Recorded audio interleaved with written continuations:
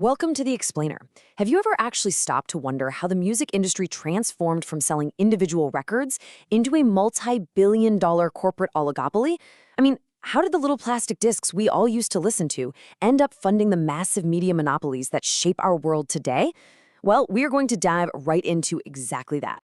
Here's what we're going to cover today. We'll trace this whole journey from ancient musical patronage all the way to modern digital streaming. And we'll use the historic RCA records as our main guide through this crazy corporate maze. We're going to hit the 5 eras of music, the format wars that led to the CD, 1980s deregulation, the mega-merger era, and finally wrap it up with today's modern big 3.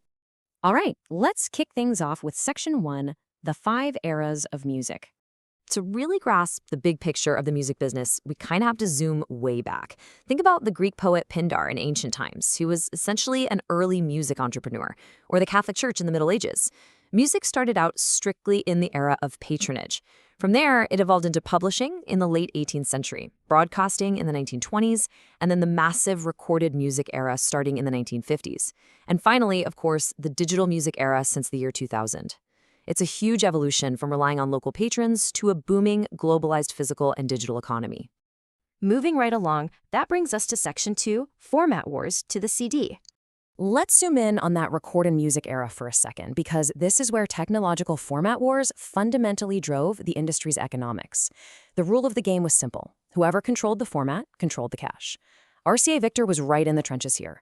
Back in 1931, they introduced early 33 1/3 RPM records. Then in 1949, they went to war with Columbia Records by dropping the insanely popular 45 RPM single on microgrooved vinyl.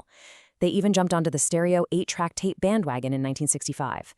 During this whole era, the industry relied entirely on convincing you, the consumer, to buy the latest physical object. But the timeline shifted in a major way on March 2nd, 1983.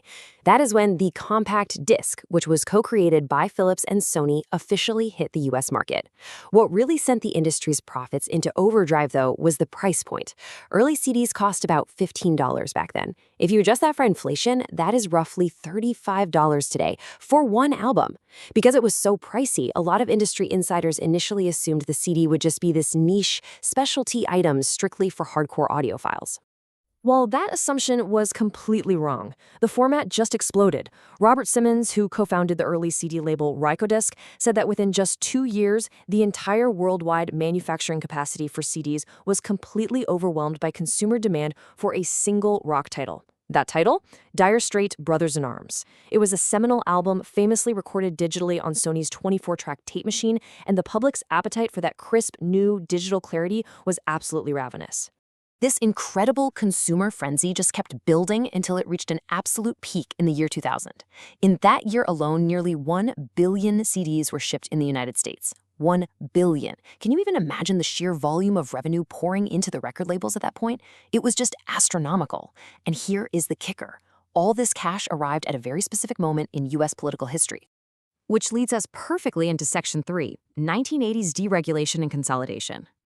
Right as this massive cash flow from the CD boom was hitting, a major political shift was taking place: deregulation. Basically, deregulation in the 1980s was the process of reducing or outright eliminating government rules and restrictions on industries. Driven by a shift toward free market policies, it removed the heavy restrictions on broadcasting and media ownership.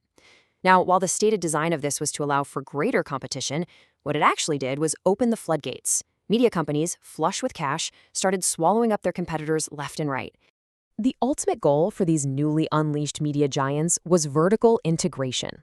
That's a business strategy where a company controls multiple stages of production or distribution within its supply chain. So in the music industry, this meant a single conglomerate wanted to own the recording studio, the record label itself, the manufacturing plant physically pressing the CDs, and the distribution network shipping them out to stores. They wanted the whole shebang. Total market control. Now we hit Section 4, the mega-merger era. Flush with CD cash and freed from those old regulatory restraints, the industry went wild. You can track this corporate feeding frenzy just by following the bouncing ball of historic RCA records. Back in 1929, the Radio Corporation of America had purchased Victor. Fast forward to 1986, and General Electric buys the entire RCA Corporation. Literally 1 year later, GE sells RCA Records to Bertelsmann, which forms BMG. Then in 2004, Sony and BMG merged their music divisions. And finally, by 2008, Sony took full ownership. So RCA goes from being this independent music pioneer to essentially a puzzle piece being traded back and forth among massive multinational conglomerates. And this wasn't just an RCA thing. This massive wave of acquisitions drastically shrank the competitive landscape of the entire industry. Before the 1980s deregulation, we had the historic Big 8 record labels. But after this post-80s consolidation boom, that number was knocked down to just the Big 6. Power and profits were rapidly centralizing right at the top. This consolidation was literally written into law by the Telecommunications Act of 1996. This act dramatically loosened media ownership restrictions. It enabled unprecedented consolidation, allowed cross-platform ownership, and intensified market competition for those top spots.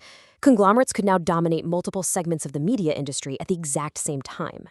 And while that was undeniably great for corporate profitability, it really raised some serious concerns among critics about homogenized content and a lack of diverse representation. All right, let's bring it all home with Section 5, the modern Big Three. So, where did all of this 1980s tech innovation and intense corporate maneuvering actually leave us today? Well, the very first thing to note is that the Golden Goose died. Despite a tiny recent bump in physical sales as collectibles, primarily driven by genres like K-pop, the CD format itself crashed. Hard. CD album sales in the United States have plummeted by 95% since that 1 billion unit peak we talked about in the year 2000. Digital streaming, and of course Napster right before it, effectively killed the exact format that had built the modern industry's massive war chest in the first place. When the physical format boom died out, it kind of fulfilled the cynical prophecies of critics like the punk band Screeching Weasel. Back in 1998, they put out a song simply titled Compact Disc, where they called the format a multi-flawed industry scam, devoid of any thought or heart at all. To them, it was literally the antithesis of rock and roll. The CD might have been a temporary tech marvel, but man, it sure generated a whole lot of capital for the people at the top while it lasted. Here's the catch, though. While the CDs themselves largely ended up in landfills, the megacorporations built on their massive profits, they stuck around. Remember the Big Six from the 1990s? Well, further mergers and acquisitions have shrunk the playing field even more. Today, in the modern streaming era, we are left with just the Big Three record labels. The oligopoly is more concentrated today than it has ever been in the history of recorded music. Just look at the final resting place of RCA Records. Today, Sony Music Entertainment stands as the second largest of these Big Three record companies. Thanks to all that historical consolidation, absorbing RCA, Jive, Arista, and so many others, Sony Music now commands a staggering valuation of $25 billion. Think about that.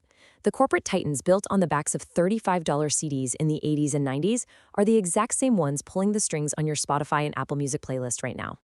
Which leaves us with a really fascinating question as we wrap up this explainer. If the CD boom and 1980s deregulation built the modern music monopoly, what kind of corporate titans will the streaming era create tomorrow? As technology keeps shifting, will new digital innovations eventually break up the Big Three? Or are our monthly subscription fees just quietly funding the next inevitable era of mega mergers? Definitely something to chew on the next time you hit play. Thanks so much for going on this journey with me, and keep learning.